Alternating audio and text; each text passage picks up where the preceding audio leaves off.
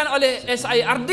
Tajuk dia perjuangan MPAJA. Ini bukan kajian ilmiah, tuan-puan. Bukan kajian ilmiah, bukan ahli sejarah yang kaji. Yang tulis itu, yang tolong terjemahkan daripada bahasa Cina, anak pada Abdullah Sidi, Indra Putra nama dia. Dia terjemahkan, apa benda ni? Propaganda bintang 3 terus pada kita. Tak ditapis-tapis. Mereka berjuang, semua orang ikut mereka. Rakyat kita. Mereka ni bukan rakyat di sini pun. Bintang 3 ni bukan rakyat di sini, rakyat di sana. Import dari sana, orang sana. Tiba-tiba dalam buku ini kata, mereka ni lah yang berjuang merdeka kerana sebut rakyat kita dan sebagainya. Tapi buku ini propaganda komunis. Bintang 3. Macam mana dia boleh terbit? Itu yang mengherankan saya.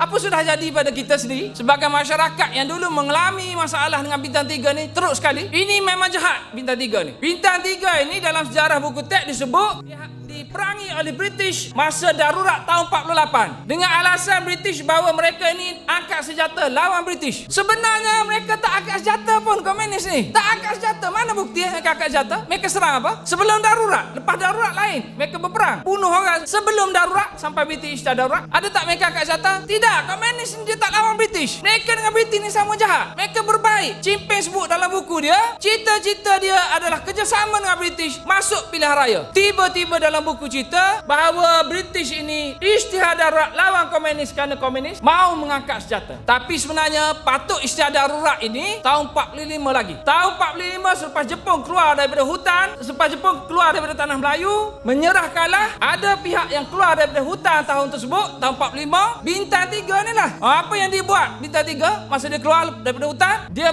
memerintah 14 hari. Komunis ini memerintah 14 hari. Ada bukti dalam sejarah. Ada rekod dah. Apa yang dibuat 14 hari? Penuh dengan peristiwa pembunuhan. Dia pergi Lombok bunuh orang, pergi estate bunuh orang. Dan ni tak apa lagi.